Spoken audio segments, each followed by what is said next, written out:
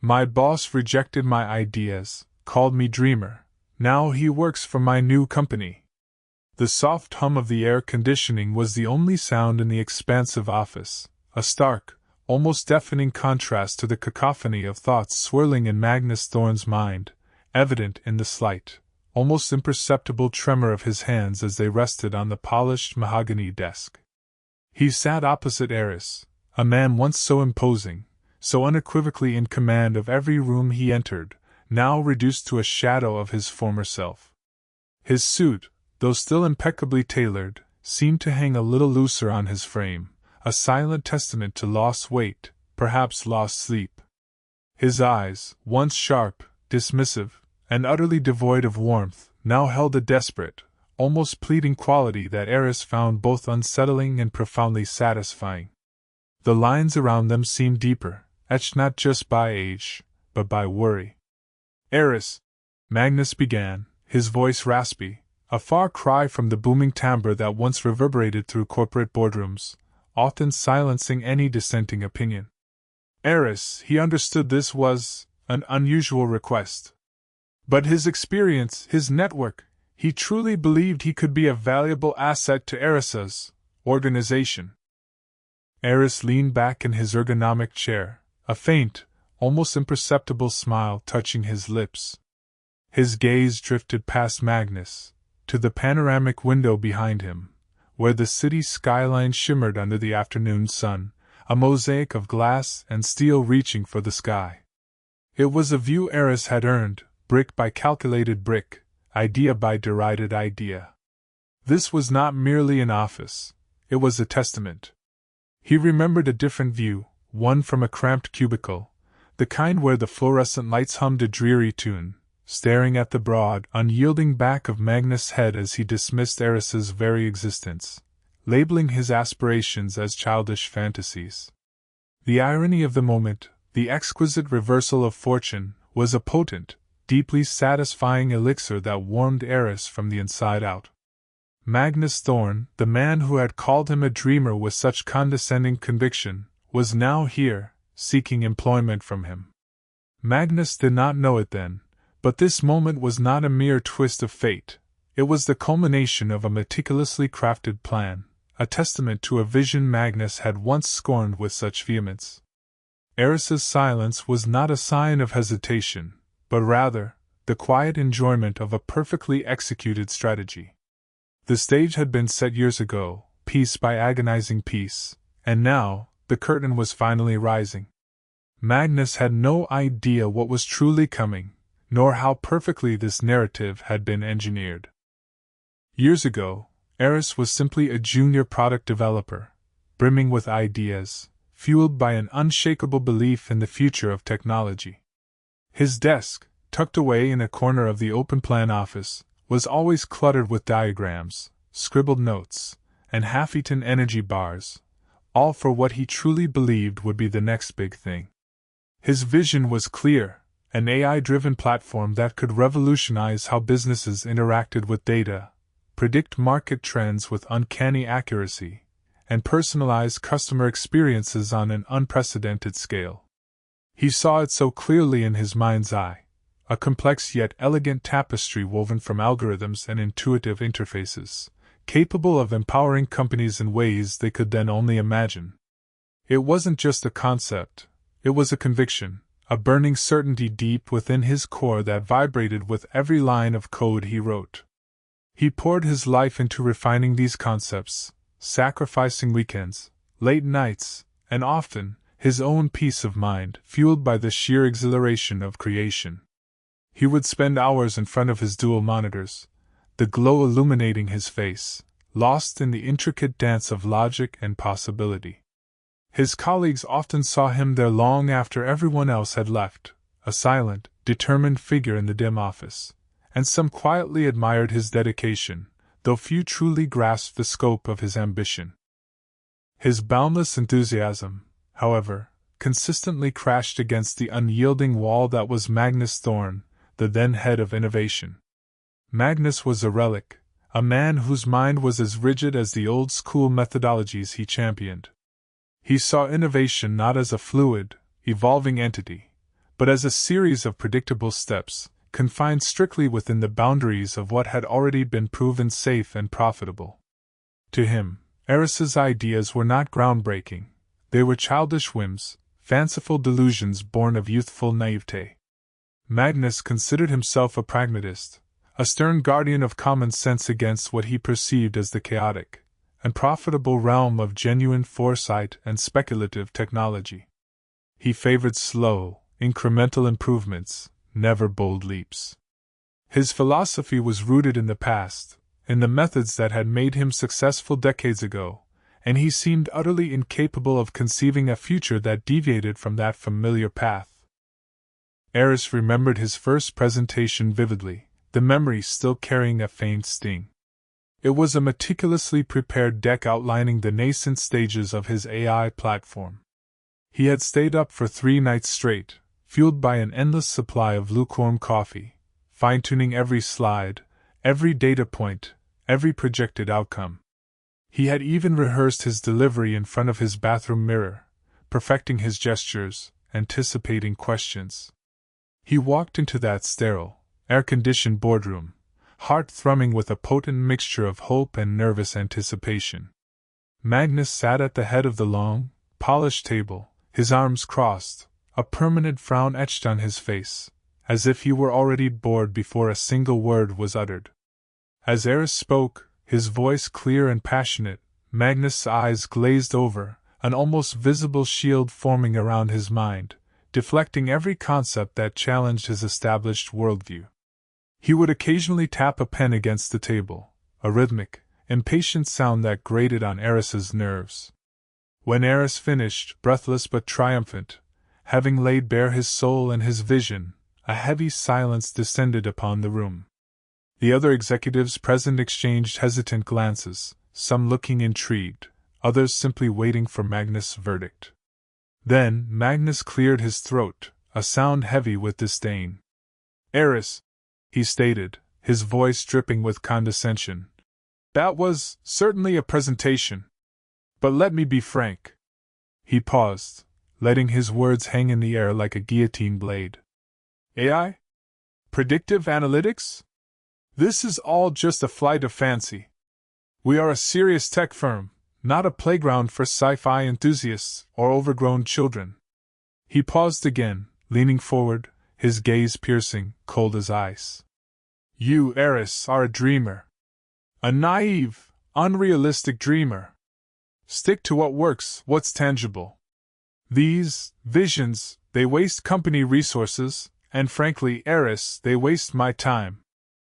The words stung, not just for their inherent cruelty, but for the dismissive finality with which they were delivered. It felt like a physical blow, stripping away his confidence layer by layer. That wasn't the only time. Each new iteration of his ideas, each revised proposal, each meticulously crafted business case, met the exact same fate. "Still dreaming, Aris?" Magnus would sneer, often in front of colleagues, his words a public humiliation designed to undermine Aris's standing and discourage any further attempts. Aris would feel his cheeks flush, but he forced himself to maintain a stoic facade. Magnus dismissed his extensive market research, his competitive analyses, even the growing industry buzz around AI and machine learning. He saw it all as a distraction, a fleeting fad that would pass. His belief in traditional methods was unshakable, his cynicism towards anything truly new absolute. He often spoke of tried and true methods, of proven pathways, as if innovation itself were a deviation from some sacred law. The constant rejection began to chip away at Aris's spirit, but never his core conviction. It forced him to look inwards, to question not the validity of his ideas, but the environment in which he was trying to cultivate them. He realized he was trying to grow a redwood in a teacup, a magnificent, towering vision in a confined, barren space. The sacrifices he made, the extra hours, the missed social events, became less about proving himself to Magnus, and more about preserving the integrity of his vision, protecting the seed of his dream. He started coding prototypes in his spare time, late into the night, using open-source tools he'd painstakingly learned, diving deeper into complex machine learning algorithms. This wasn't just about professional ambition. It was about the very essence of who Aris was, the core of his intellectual curiosity. He simply couldn't abandon ideas that felt so fundamentally right, so profoundly necessary for the future. He would often work until dawn, the rising sun casting a pale glow on his laptop screen, the quiet satisfaction of a solved problem or a working module a far greater reward than any praise from his superiors. His secret weapon, the true genesis of what would become his empire, wasn't a hidden technology or a powerful ally in the traditional sense. It was the unshakable belief in his own prophetic vision, honed by Magnus' relentless negativity, and the silent, meticulous preparation that followed. Magnus' dismissals inadvertently pushed him to become entirely self-reliant, to build a comprehensive blueprint for his AI platform entirely on his own, outside the stifling confines of the innovation department that Magnus so rigidly controlled. Aris studied industry trends with an obsessive focus, devouring every white paper, every research report, every market analysis he could find.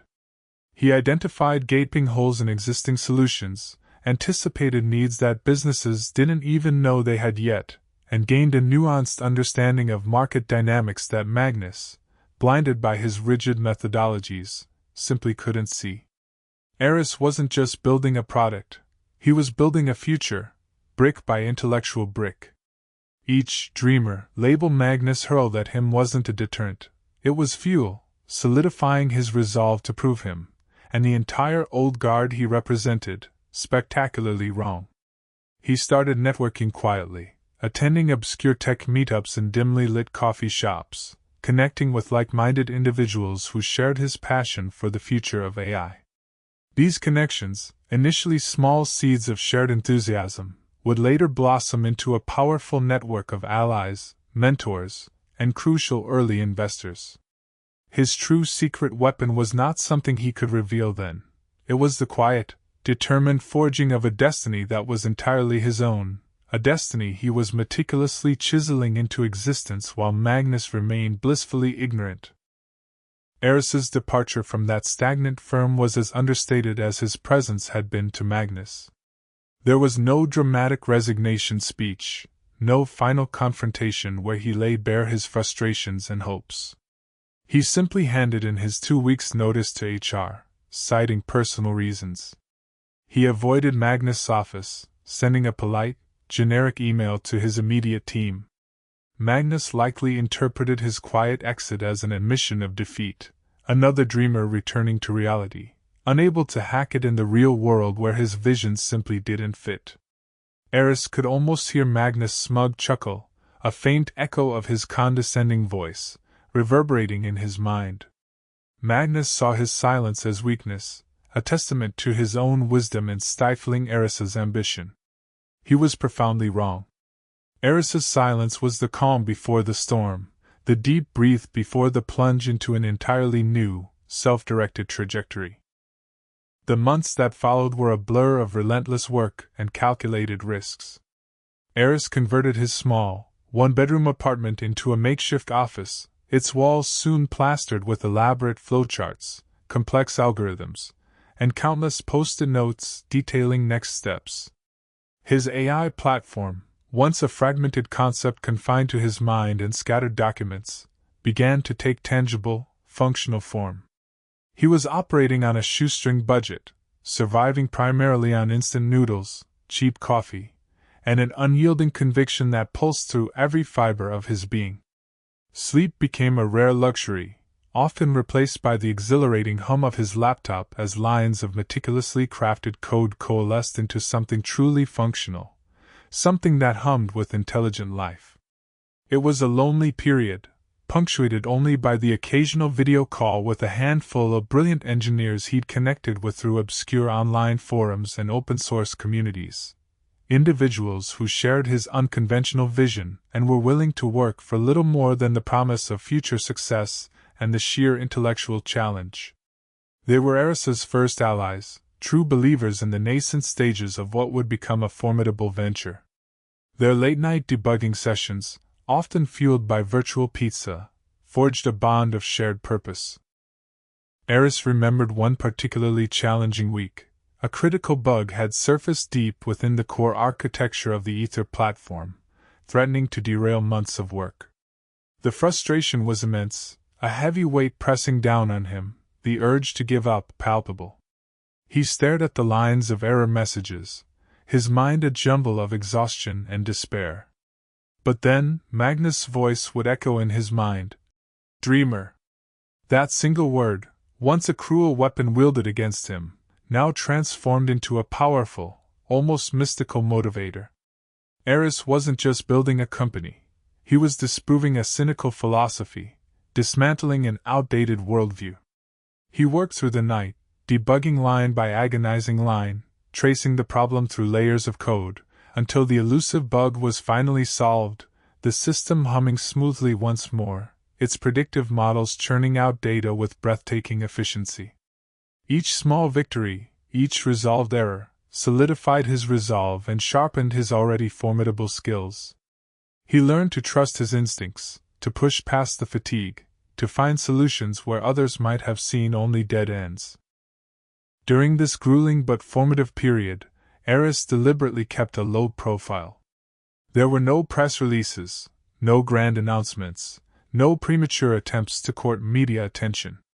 He focused relentlessly on building, iterating, refining. He wanted the product to speak for itself, to be so undeniably superior, so profoundly impactful, that it would cut through any preconceived notions, any lingering skepticism. While Aris was toiling in obscurity, a ghost in the machine of the burgeoning tech world, he imagined Magnus continuing his comfortable reign at his old company, likely dismissing emerging technologies, clinging to outdated methodologies, confidently proclaiming his firm's continued relevance. News trickled through Aris's expanding network, former colleagues, industry contacts, painting a picture of stagnation within Magnus' department, a slow, almost imperceptible decline in market relevance for the once proud firm. They were missing key shifts, ignoring the very trends Aris had identified years ago. Magnus was likely too entrenched in his own hubris, too blinded by past successes, to notice the seismic shifts occurring beneath his very feet. Aris's quiet growth was their oblivious decay. The Zygarnik effect was powerfully at play in his mind. The unresolved conflict with Magnus, the sting of his dismissals, kept Aris constantly focused, driving him forward with an almost obsessive dedication. He knew precisely what he needed to achieve, and he was patiently, meticulously building the foundation to do so. The silence from Aris's end was not an absence, but a presence being meticulously constructed, brick by invisible brick. The day of the big reveal arrived with a crisp, clear sky, mirroring the clarity of Aris's own vision.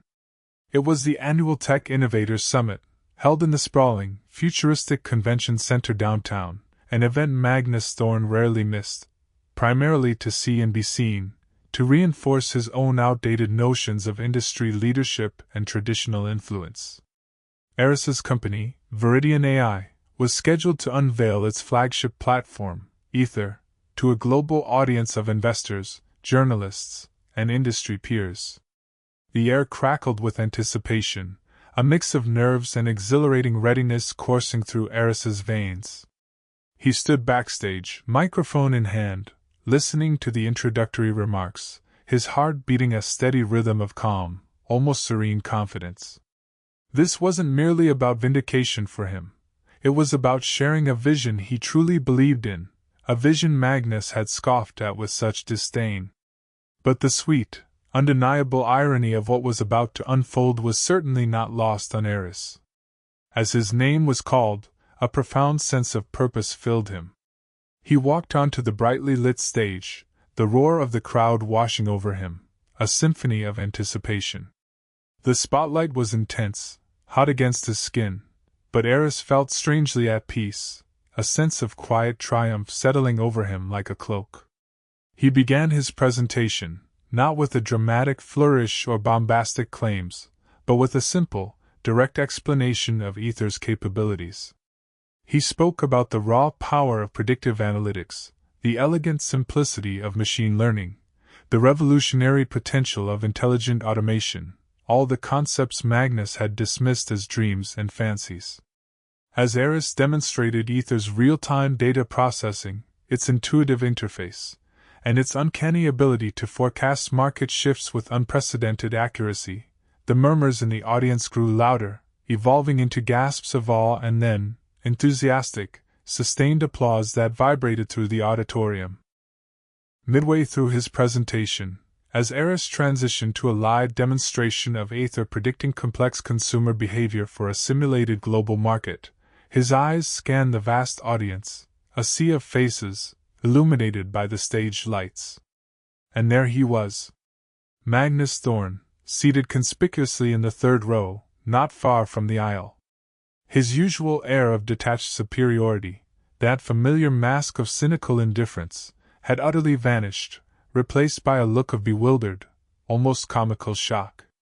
His mouth was slightly agape, his brow furrowed in profound disbelief, as if he were witnessing a mirage.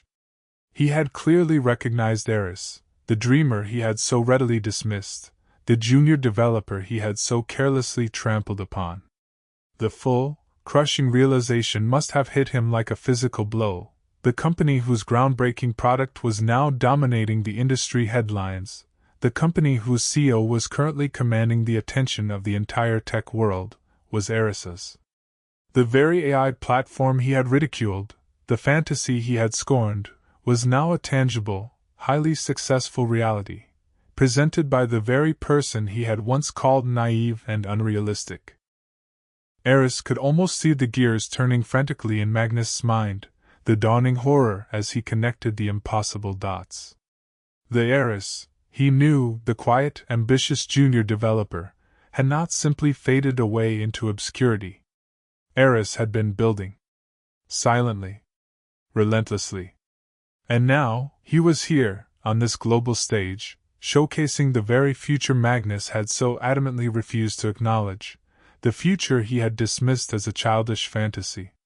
Magnus' face, usually a stoic mask of cynical disdain, was now a canvas of pure, unadulterated shock and perhaps a haunting hint of dawning regret that twisted his features. The reveal wasn't just about Aris's success. It was about the public, undeniable proof of Magnus' colossal misjudgment, his spectacular failure of foresight. The applause swelled around Aris, a symphony of validation that was, to him, far more satisfying than any direct confrontation could ever have been. He simply continued his presentation, his gaze occasionally drifting back to Magnus, a silent acknowledgement of the full, poetic circle they had just completed. The dreamer was no longer dreaming, he was building, creating, revolutionizing. And the realist was left staring, dumbfounded, at a reality he had utterly failed to foresee, a reality he had actively tried to suppress. The fallout from the summit was immediate and profoundly impactful. Viridian AI became the undisputed talk of the industry, our Ether platform hailed as a game-changer, a paradigm shift. Investors flocked to Aris, eager to pour capital into the burgeoning success. Partnerships blossomed with major corporations, and top talent, once drawn exclusively to established giants, now sought to join Viridian AI's ranks, inspired by its vision and rapid ascent. The momentum was exhilarating, a tangible testament to years of quiet, persistent effort and unwavering belief. News outlets ran glowing features on Viridian AI's rapid rise, often highlighting the innovative spirit behind its success, the story of a lone visionary against the odds. And in many of those articles, a subtle, often implied contrast was drawn with older, more traditional firms that had failed to adapt, those that clung to outdated paradigms. Magnus Thorne's company, already struggling to keep pace with the accelerating technological landscape, found itself in an increasingly precarious position. His rigid adherence to outdated methods, once a source of his self-proclaimed strength and stability, now became its ultimate, fatal weakness. He had actively dismissed the very technologies that were now reshaping the market, leaving his firm vulnerable, irrelevant, and utterly unprepared for the future. Aris heard whispers through the grapevine, from former colleagues who had remained there, of dwindling projects, severe budget cuts, and a palpable air of panic that permeated every department. The once unshakable confidence of Magnus, that ironclad certainty, had begun to crack, revealing the gnawing fear beneath. His firm, once a symbol of his authority and foresight, became an undeniable symbol of his failure and lack of vision. The industry, in its often cruel logic, quickly recognized the pattern: a visionary idea, nurtured in obscurity, rejected by an entrenched, short-sighted leadership, blossoming into a formidable, market-dominating competitor. It wasn't just about Aris anymore. It was a powerful cautionary tale, a stark lesson in the perils of cynicism and the profound folly of underestimating true ambition.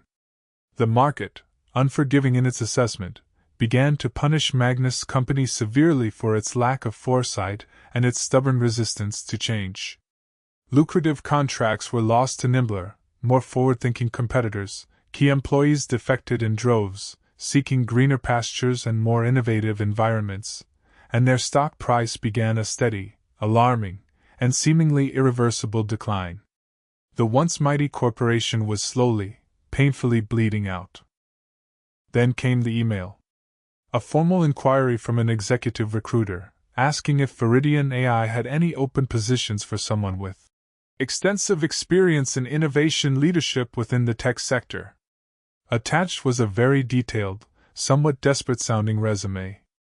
The name at the top was unmistakable: Magnus Thorne. Aris recalled a faint, almost involuntary smile playing on his lips as he read it, a quiet satisfaction that resonated deep within him. The once mighty head of innovation, the man who had dismissed Aris's very being, who had publicly humiliated him, was now actively seeking employment, likely out of sheer necessity, from the dreamer he had scorned. It wasn't a moment of crude gloating, not truly, but a quiet, profound acknowledgement of the inevitable turning of the tides, a cosmic balance restored. The curiosity gap that Aris had been subtly building for years, the narrative he had patiently woven, had finally closed, revealing the full, undeniable truth of his journey.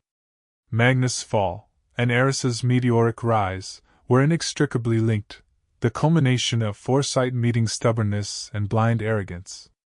The interview Aris had with him, the one that opened this very story, was the final, undeniable proof of how completely their worlds had reversed. Magnus was desperate, and Aris was the one holding all the cards, dictating the terms. It has been several years since that pivotal interview, and the landscape of Aris's life, and indeed, the entire industry, has transformed beyond recognition. Viridian AI is now a leading, indeed pioneering, force in AI development, its Ether platform integrated into countless businesses worldwide, constantly evolving, pushing the boundaries of what's possible, adapting to new challenges, and redefining efficiency. Aris's office, once a solitary space reflecting his singular focus, now overlooks a bustling campus, teeming with brilliant minds dedicated to innovation, collaboration, and pushing the envelope of technology. The quiet confidence Aris exuded back then, born of conviction, has deepened into a tranquil contentment, a profound sense of achievement. He is not driven by a need for revenge. The bitterness of the past has long since dissipated. The past, with all its rejections and frustrations, simply served as a crucible, hardening Aris's resolve and shaping the path he was destined to take, forging him into the leader he is today. Magnus Thorne, after a meticulous and, Aris must admit, somewhat uncomfortable interview process that probed his past judgments and his willingness to adapt, eventually joined Viridian AI. Not in a leadership position, of course, nor even in a department remotely connected to core innovation. He was placed as a senior project manager in a department far removed from the cutting edge, a role where his vast experience in managing processes and timelines could be utilized without his outdated views stifling new ideas. He works for Aris now, reporting to one of the younger, more open-minded directors Aris hired directly out of university, a bright, ambitious woman barely half Magnus' age. He is a different man, humbled by the unforgiving hand of reality, by the stark consequences of his past actions. The arrogance that once defined him, the sneer that perpetually sat on his lips, has been replaced by a quiet professionalism, a subdued demeanor. He no longer calls anyone a dreamer. He has seen firsthand the devastating consequences of his rigid thinking, the steep price of underestimating the very potential he sought to suppress. He is competent in his new role, applying his vast experience to managing complex processes, but the spark of creativity, the willingness to embrace the new, seems to have been irrevocably extinguished within him. He rarely makes eye contact with Aris, and when he does, there's a fleeting acknowledgement of the profound reversal of their fortunes, a flicker of something unreadable in his gaze. Aris's journey taught him a fundamental truth.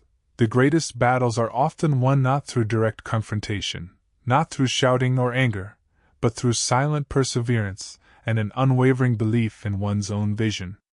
Cynicism, while it may offer a false sense of security, a comforting predictability, is ultimately a self-imposed prison, trapping individuals in outdated paradigms and blinding them to genuine progress.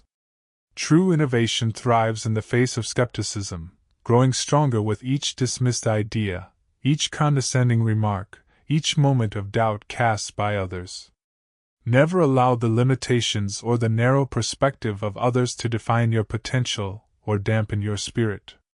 Instead, let their doubt be the silent fuel that propels your dreams into an undeniable, groundbreaking reality.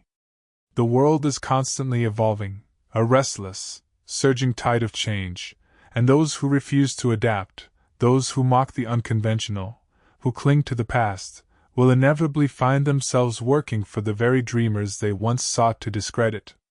If you enjoyed this story of perseverance and unexpected triumph, make sure to subscribe to our channel and turn on notifications so you don't miss similar narratives of innovation and overcoming challenges. What do you think was the most pivotal moment in Aris's journey? And what lesson do you believe Magnus learned that was most valuable? Share your thoughts in the comments below.